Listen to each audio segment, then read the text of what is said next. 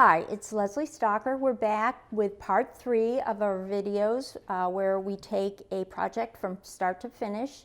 This was a plastic pot that I purchased from Home Depot. Inexpensive, I think it was $9. It's a nice, good size. In our first video, we prepped it, which wasn't a lot of effort. Really all we had to do is kind of wipe off the dirt and drill some holes in the bottom for drainage. In our second video, what we wanted to do was make this look like so much more than just a Home Depot plastic pot. And so we painted it to resemble terracotta pots. And I used, you may remember, Annie Sloan chalk paint, and I used several of her reds and oranges and blended them together, and looks good. And the other thing is to paint the inside just down to your soil, where the height of your soil is going to be, just so it doesn't look, you don't see the plastic part. In this video, we're going to take it one step farther and give these pots a little bit of age. You know, when you've had your pots in the garden for a while, they will get sometimes moss or lichen growing on them. A lot of times the water, the minerals from your water, you'll see white crusting on the outside. So we're going to do that in this video.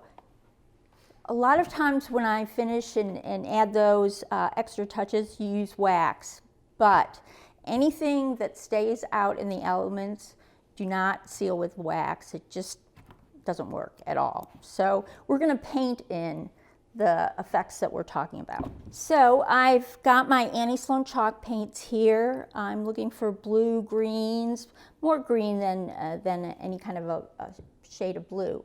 This is Antibes green, and this is Provence, which is like a turquoise, a dull turquoise.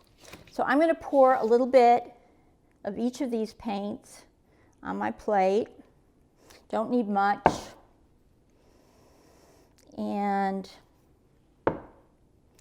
then I'll take my brush, same brush I use for almost everything, and just get a tiny bit of paint on the edges. And then I'm going to gently go over some of the raised part and do some of this motion. You don't want to cover entirely.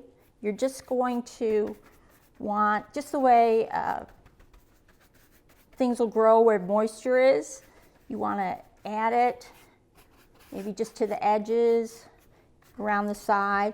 And then I realized since I started doing these videos that I do a lot of brushing and blending with my brush.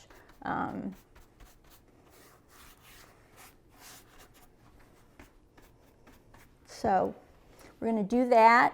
We might go back and add a little more green. I just finished washing my brushes, so they're a little bit wet, and that's why it's blending a little differently than it would if they were dry. So we're pretty good to go here. To sum up, what we did was we took a couple different shades of green, dabbed it on our brush, put it on areas where you would normally see the wear of being out in the weather. Sometimes, if you feel when you're doing it, if you feel like there's too much green, you can always, while it's still a little bit damp, take a wet cloth and wipe it off. I do need to point out that chalk paint will dry much softer and lighter than it looks when it's wet. So you might want to let it dry before you feel like you need to make any changes. So if you've enjoyed these videos, make sure you've clicked the like button on all 3 and also hit the subscribe button so you'll see our next group when they come out. And I'll see you soon.